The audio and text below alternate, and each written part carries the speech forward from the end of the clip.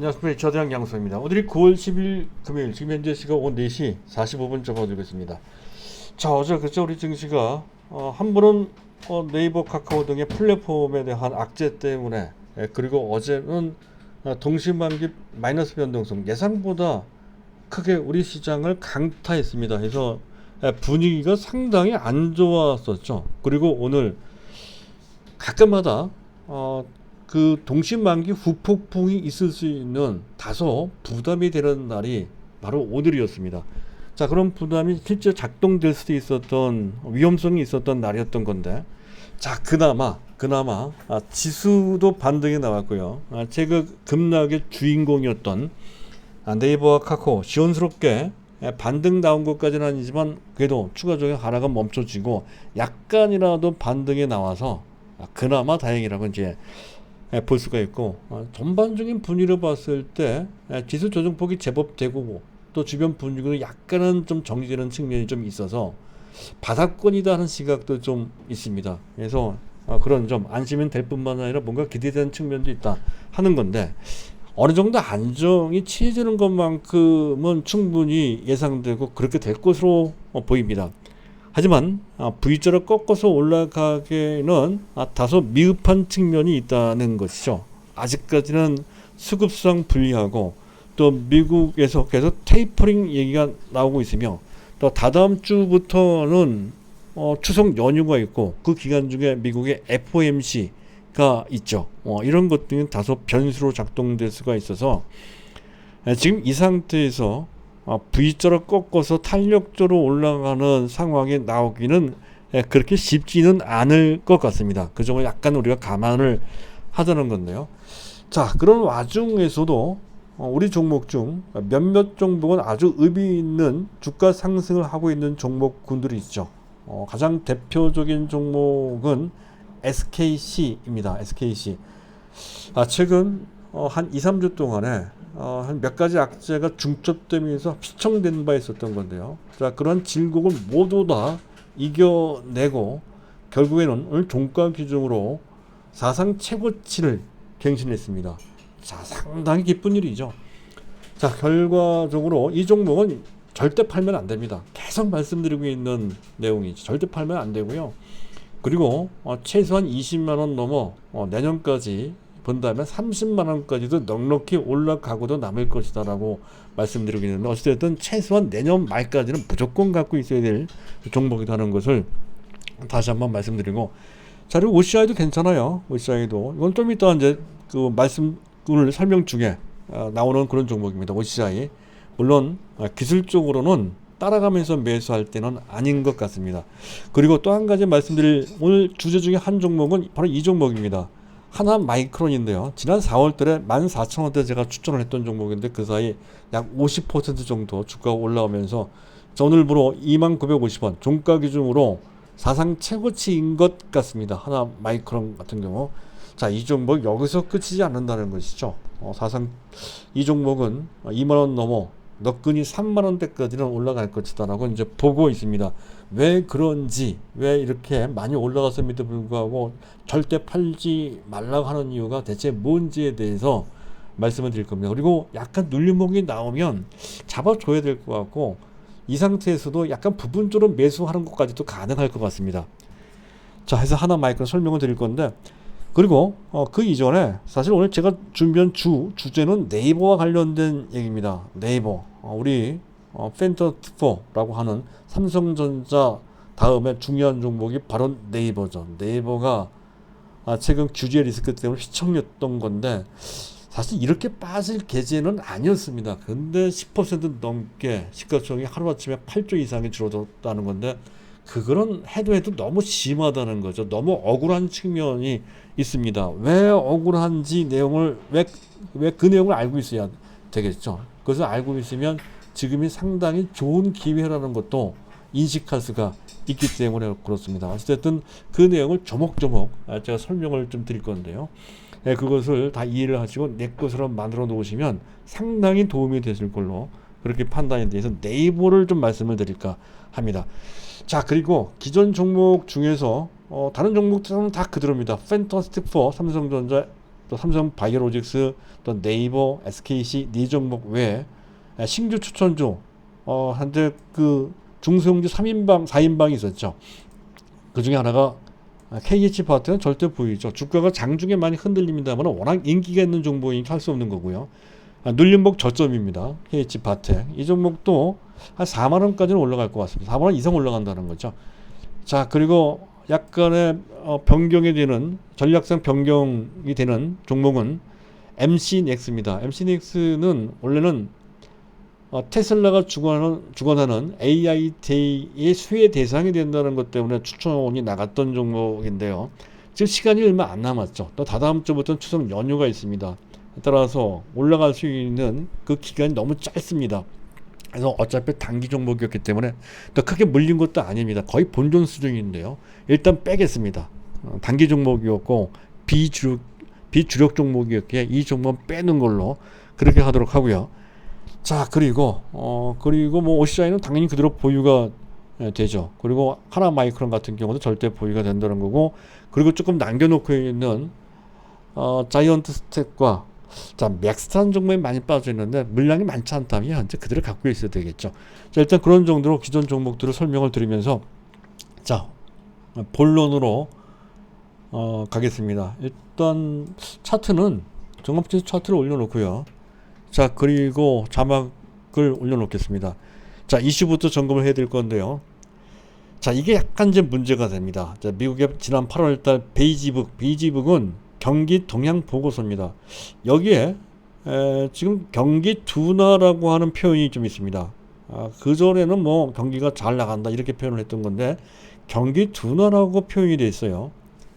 이 표현이 나왔다는 얘기는 결국 어느 정도 공식화되고 있는 연내 테이퍼링이 연기될 수도 있다는 것을 의미한단 말이죠. 어차피 테이퍼링, 자산 매입 규모를 축소하거나 중단하는 것은 꼭 지나가야 해야 되는 그런 수순입니다. 실제로도 ECB, 유럽 중앙은행은 테이퍼링을 시작한다고 천명을 했습니다. 매월 800억 유로씩 현재 자산을 매입해 왔었던 거거든요. 내년 3월 달에 그것을 종료한다라고 못 받기도 했습니다. 이미 유럽은 시작을 하기로 했단 말이죠. 따라서 이왕 그렇게 됐으니 반드시 해야 되는 상황이라고 한다면 미국도 테이퍼링을 원래 하고자 했던 대로 이것을 해야 우리 증시한테는 그게 도움이 될 텐데 이게 또 연장될 수 있다는 얘기가 나와요. 이건 우리 증시의 불확실성이 키워지고 연장된다는 측면에서 일단 부담이 됩니다. 뭐 치명적이지는 않지만 어쨌든 외국인들의 태도를 늦추게 되는 그런 수급상 현재 악재가 된다는 것이죠. 그런 정도는 어느 정도 감안을 해야 될 것 같고요. 자, 그리고 중국의 8월달 PPI가 생산자 물가지수, 그건 놀라운데요. 9.5%나 나왔습니다. 거의 두 자릿수에 육박할 정도로 상당히 높게 나왔습니다. 반면 소비자 물가지수는 0.8% 정도, 작년 동기 대비입니다. 0.8% 정도. 이 정도면은 뭐 나쁘지 않은 수치입니다. 근데 어쨌든 생산자 물가지수가 높다는 얘기는 그만큼 글로벌 원자재 가격이 급등했다는 것을 뜻하는 거죠. 이것은 2차 전지한테도 약간은 악재가 될 수 있는 내용이기도 합니다. 현재 리튬이나 코발트, 특히 코발트 가격이 많이 올라갔다는 것에서 그렇다는 건데 치명적이지는 않지만 약간의 변수로 작동될 수 있는 정도의 내용은 된다는 건데 이 부분은 크게 신경 쓰지 마십시오. 어쨌든 중국은 상대적으로 내수가 부진하다 하는 정도까지만 이제 보시면 되고요. 상대적으로 내수가 약간 부진합니다. 그래서 현재 소비자 물가 지수는 좀 낮고 생산자 물가 지수만 잔뜩 올라가는 기현상이 나오고 있는 것이다. 그렇게 이해를 하시면 될 것 같고, 그리고 미국의 조 바이든 대통령이 2035년까지 미국의 전력 생산 중 지금 현재 태양광이 차지하는 비중은 약 3%도 채 되지 않습니다. 그것을 40%대까지 대거 올리겠다라고 하는 그런 계획을 발표를 했습니다. 현실적으로는 불가능할 것은 같습니다. 현실적으로. 하지만 그 취지는 충분히 이해할 수 있고 그와 관련된 집행력도 어느 정도 유효할 것이다 라고 기대할 수가 있죠. 불과 10몇 년 만에 전력 생산의 반 정도를 태양광으로 한다는 것은 현실적으로 거의 불가능할 것으로 예상이 되긴 됩니다. 하지만 어쨌든 그와 관련돼서 상당한 태양광 관련된 동력이 생길 수 있다는 것은 충분히 예측할 수가 있죠. 지금 현재 작년 기준 미국에서 태양광으로 생산되는 전력량은 약 15기가와트 정도 된다고 합니다.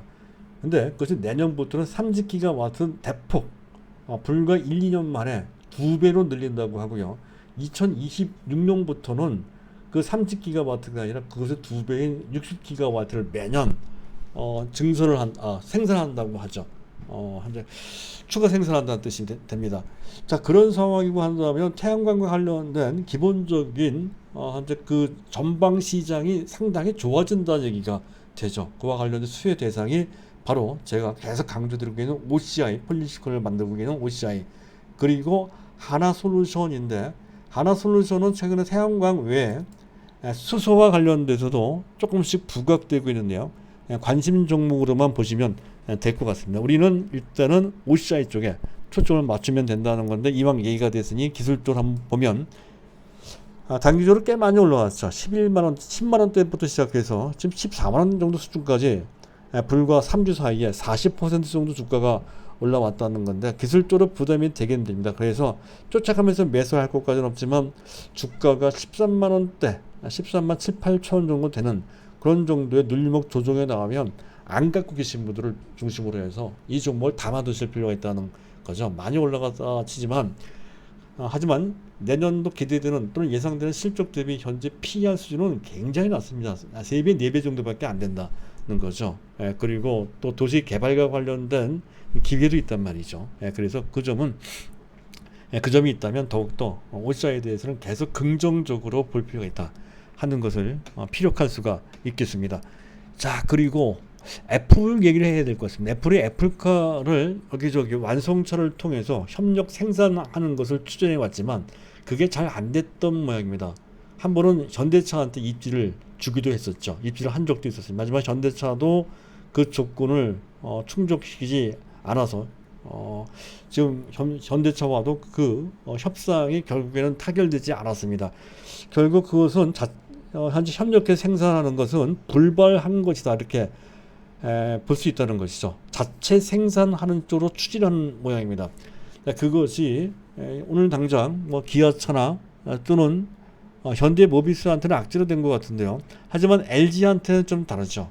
이렇게 된다고 했을 때는 애플카가 자체 생산하는 것이 애플카가 모든 것을 다 생산하는 것은 아니죠. 반드시 부품 또는 소프트웨어는 자체에서 이제 해결하겠지만 최소한 전장 부품은 외부에서 조달할 수밖에 없고, 그의 가장 유력한 협력 대상자가 바로 LG 및 마그나라고 하는 협력업체라는 거 하는 것이죠. 그래서 이쪽에 도움을 받을 가능성이 상당히 큽니다. 그래서 LG전자가 그와 관련된 기회가 주어질 것이다 하는 관점에서 오늘 부각됐다는 건데, 사실은 아직까지는 현재 GM 볼트죠, 전기차입니다. 여기 화재 사건과 관련된 리콜과 관련된 부담이 남아있는 상태, 이어서 LG화학이 못 가듯이 LG전자도 그 부담에서 자유롭지 못한 상태다 하는 건데, 다만 현재 애플과 관련된 어떤 가능성이 충분히 기대가 되고, 그리고 금년은 금년이지만 내년부터는 실적이 상당히 좋아질 겁니다. 자, 이 점에 대한 구체적인 내용 그 전에 말씀드렸고, 또 오늘 주제도 아니니까 오늘은 여기까지만 말씀드릴게요. 현재 우리 주력 종목은 아니지만 비주력 종목으로서 LG전자도 괜찮을 것 같습니다. LG전자 내지 삼성전기인데, 어쨌든 삼성전기 얘기는 다음 얘기를 하도록 하고, 어쨌든 LG전자 일단 매수 보유한다는 관점을 충분히 괜찮은 것 같습니다. 단기 목표 가격은 뭐 한 17, 8만원 정도 보시면 될 것 같고요. LG전자입니다. 자, 여기까지. 그리고 시장을 점검을 좀 해보도록 하죠. 미국의 국제 10년물 금리가 1.3, 1.06% 약간 내려왔습니다. 이거는 뭐 큰 변화는 아닌 것 같습니다. 달러 인덱스는 여전히 높죠. 92.5 약간 내려왔네요. 그나마 다행이고요. 자, 원달러 환율이 1160원, 어제와 거의 비슷합니다. 조금 안정을 취하는 그런 모습입니다. 아직까지는 좀 높은 상태이고요. 자, 그리고 주변 증시를 보면 니케이 지수가 이렇게 많이 올라왔습니다. 현재 보고 계신 차트는 니케이 지수의 최근 차트입니다.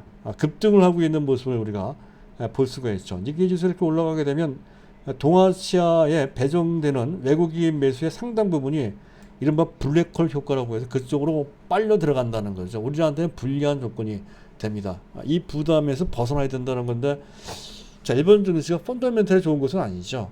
현재 그 총리가 바뀌는 것에 대한 기대감 때문에, 그 전에 아베 총리 때문에 주가가 많이 올라간 적이 있었던 건데, 아마 그것 때문에 이쪽의 학습 효과 때문에 많이 올라가는 측면이 있는 것 같습니다. 하지만 현재 그런 정도 추세적으로 올라가기는 좀 어려워서 아마도 적당한 선에서 일본 증시 랠리는 멈춰지고 그 대신에 한국 증시가 그 바통을 이어받을 것이라는 관점으로 그 순환을 봐야 될 것 같습니다.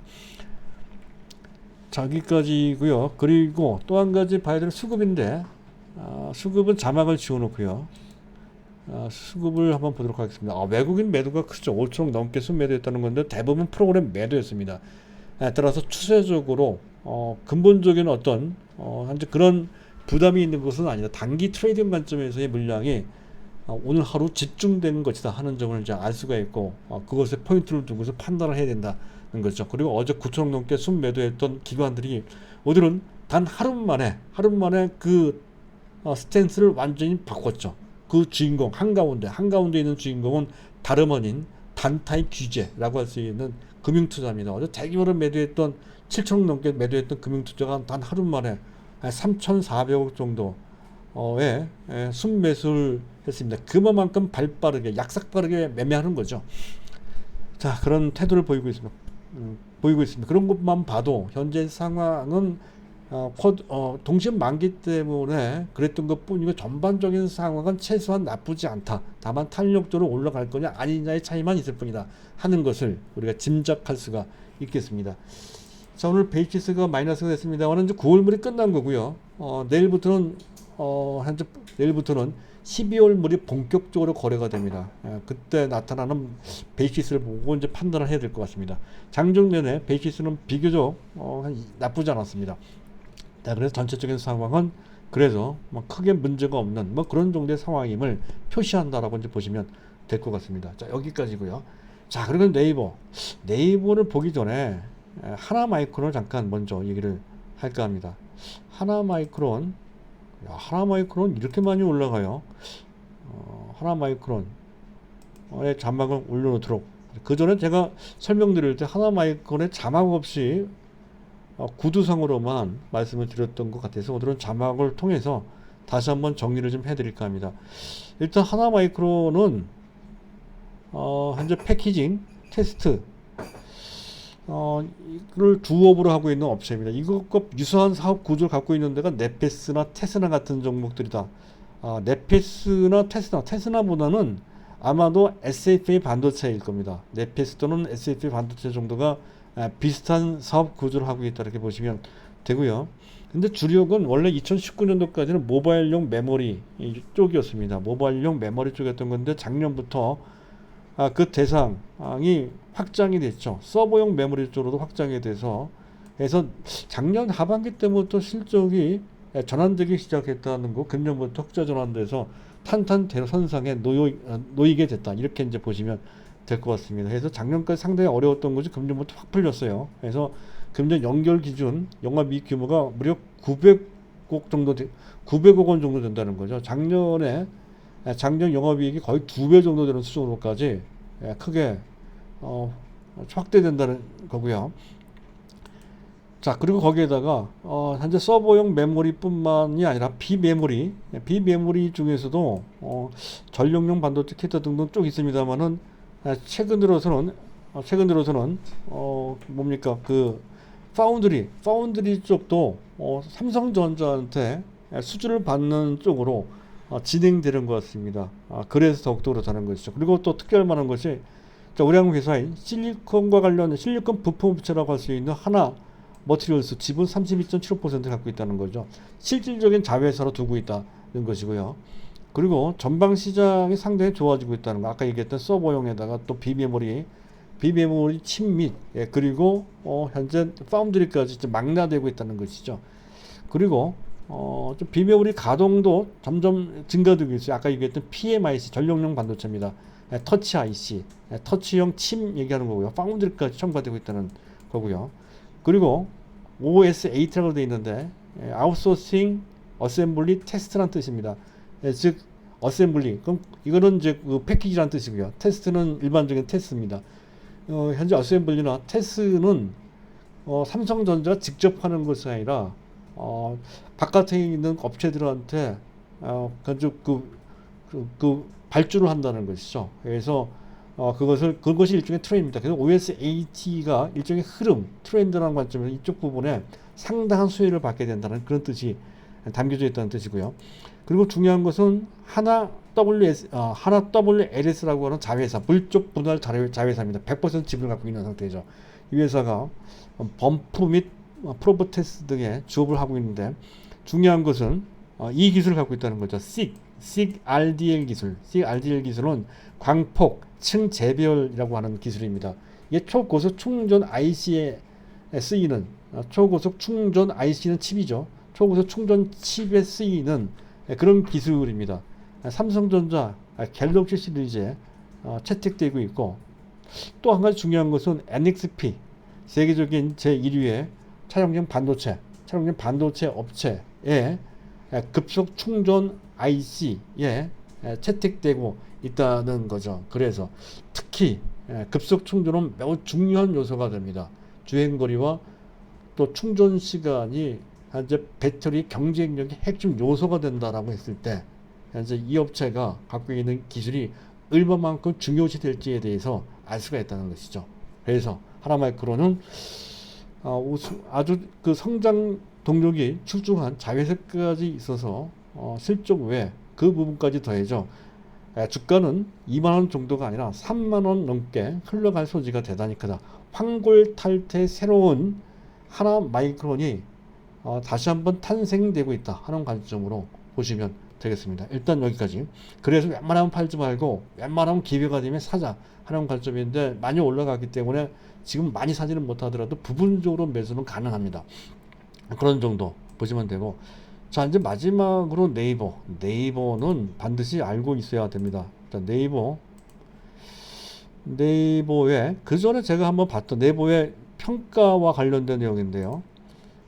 자 이번에 이제 문제됐던 그 플랫폼과 관련된 규제와 관련된 내용을 보면 두 가지 방향으로 크게 나누어서 그 규제 내용을 분류할 수 있다는 거죠. 하나는 현재 금융상품 네이버 페이 또는 네이버 파이낸셜 내지 카카오페이 등을 통해서 많은 충성도 높은 고객을 확보한 후 그 고객을 대상으로 해서 영업상품, 금융상품을 소개해주는 사실상 거의 판매에 가까운 그러한 광고나 또는 소개 행위 하는 것에 대해 그 전에는 상당히 관대하게 나왔던 건데 이번에 관계당국에서는 금융위원회에서는 그것은 광고나 그런 광고가 아니고 상품 판매 행위에 준하는 중개라고 그렇게 유권 해석을 했다는 것이 그게 악재가 된다는 거죠. 그렇게 되면 그와 관련된 많은 규제 리스크에 올라가게 되고 그리고 수입원도 줄게 된다는 것이 악재가 됩니다.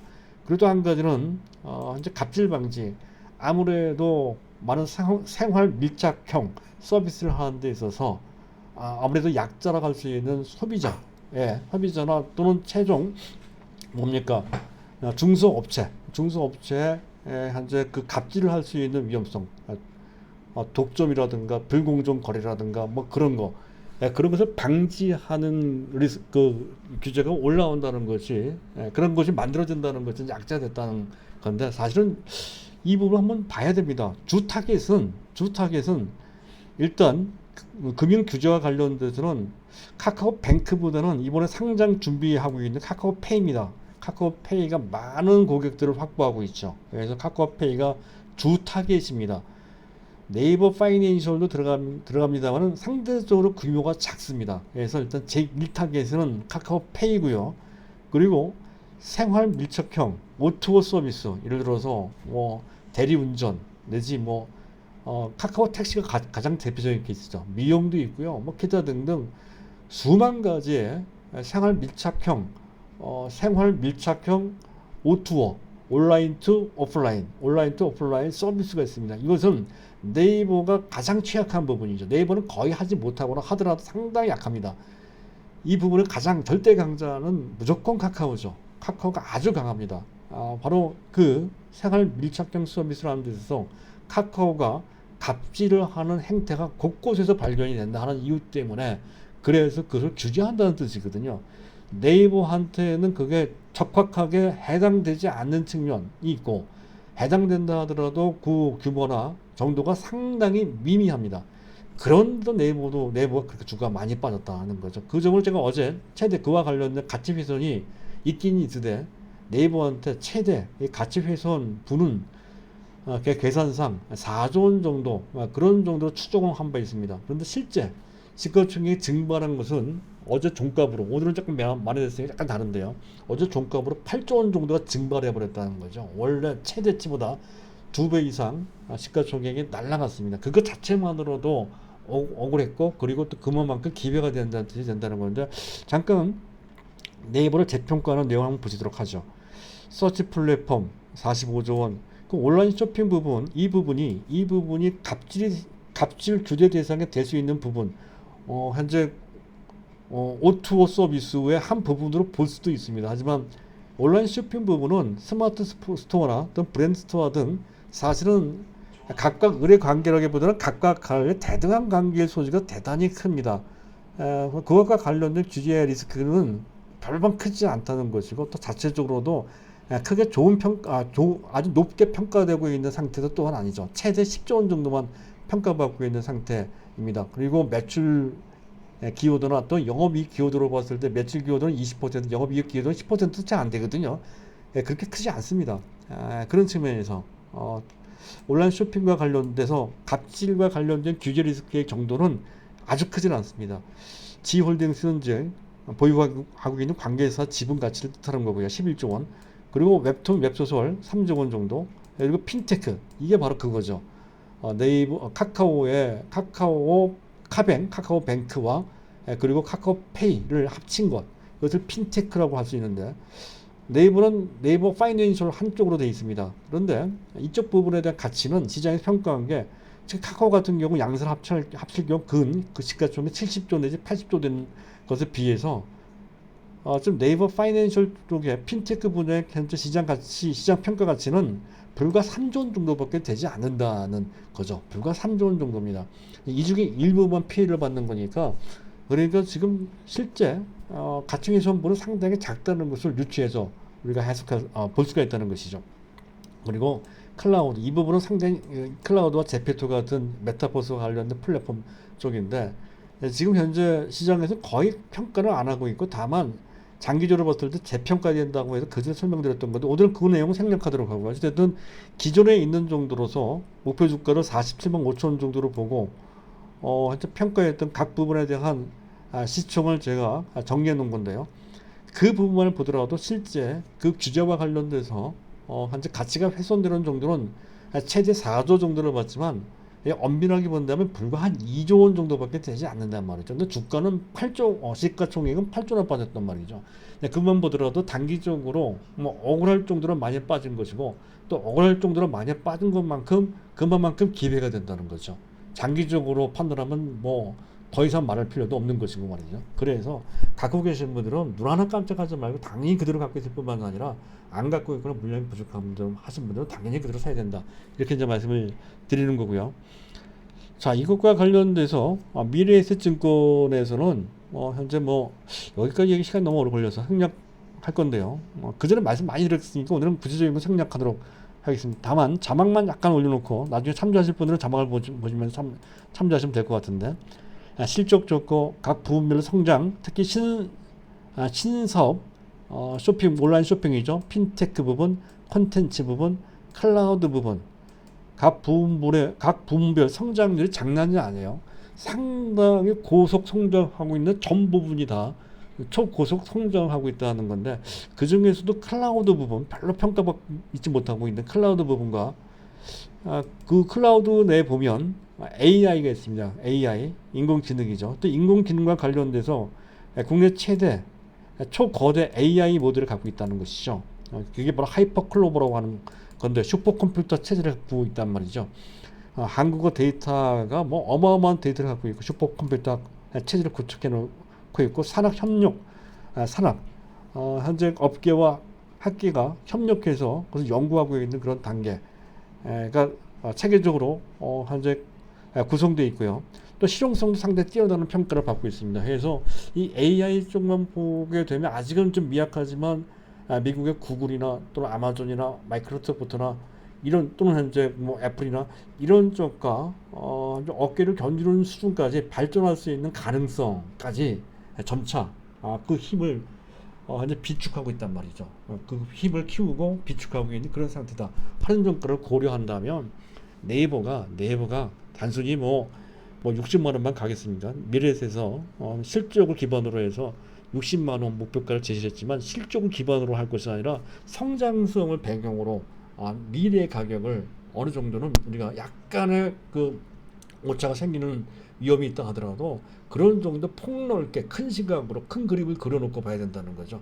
그랬을 때 100만 원 정도가 아니라 120만 원 이상도 올라갈 수 있는 그 그림이 깔려 있다는 것을 알고 네이버 단기적으로 일단 억울할 정도로 많이 빠졌다는 것과 장기적으로 봤을 때 120만 원 이상으로 올라갈 수 있는 그런 추세성을 갖고 있다는 것을 알고 있다면 이 종목을 쉽사리 팔거나 또 많이 떨어졌다는 이유로 해서 한테 그 겁을 먹는다든가 할 필요가 전혀 없다는 것을 우리가 알 수가 있죠. 그래서 제가 강조를 드리는 내용이 되겠습니다. 자, 오늘은 여기까지입니다. 감사합니다.